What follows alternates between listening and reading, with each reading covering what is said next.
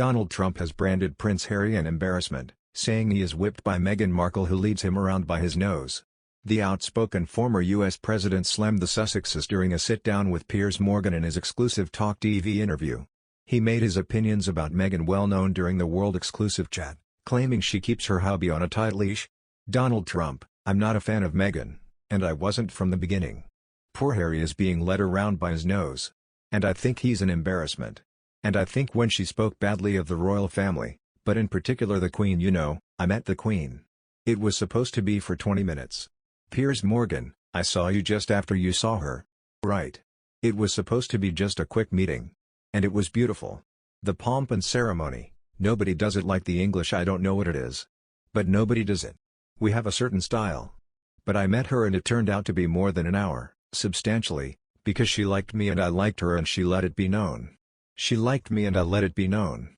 I've heard other members of the royal family told me they enjoyed your company. We had a great time and then they honored the United States, but they honored me that night, which is really the honor of the country, and it was at the top level. And I sat next to her and we talked the whole night. And somebody said, we've never seen her smile so much. We had a great time. She was laughing and smiling. They said they've never seen her have such a good time at a state dinner. Normally they're a little boring. Okay, this wasn't boring. Here's my issue with it. I think that they've quit the country, they quit royal duty, they're living in luxury in California. They want to use their royal titles to exploit them for massive financial gain. Without any of the duty that comes with the royal titles. I don't think you can have your royal cake and eat it. That's my argument about it. So I want to know what's going to happen when Harry decides he's had enough of being bossed around. Or maybe when she decides that she likes some other guy better. I want to know what's going to happen when it ends. Okay. You think it's gonna end? I do. I've been a very good predictor, as you know. I predicted almost everything. It'll end and it'll end bad. And I wonder if Harry's gonna go back on his hands and knees back into the beautiful city of London and say, please. I think Harry has been led down a path. If you were the Queen, is it at the stage now, would you remove their royal titles? I would. The only thing I disagree with the Queen on, probably one of the only things ever, is that I think she should have said, if that's your choice, fine. Harry is whipped. Do you know the expression? I'm familiar with the phrase. I won't use the full expression, but Harry is whipped like no person I think I've ever seen. Trump responded, I would. The only thing I disagree with the Queen on, probably one of the only things ever, is that I think she should have said, if that's your choice, fine. But you no longer have titles, and frankly, don't come around where you're just, because her loyalty is to the country. She said that many times. Her loyalty is to the country. And I think that he has been so disrespectful to the country, and it's a great country. Harry is whipped.